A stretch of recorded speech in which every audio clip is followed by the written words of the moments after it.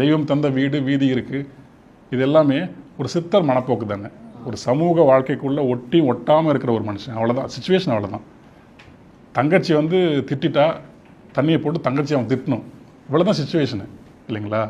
நாமளாம் தான் என்ன எழுதியிருப்போம், தங்கச்சி பேரை சொல்லி திட்டிருப்போம், இல்லை வாடி பொட்டை புள்ளை வெளியேன்னு போட்டிருப்போம்.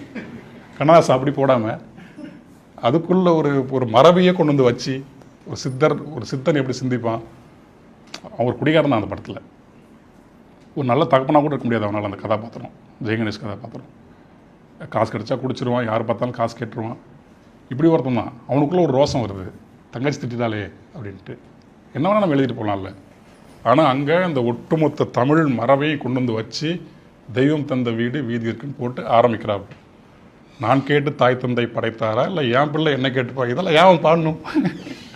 கண்ணதாசனுக்கு அந்த பொறுப்பு உண்டு, ஏன்னா அவருக்கு அந்த மரபு இருக்கிறதுனால.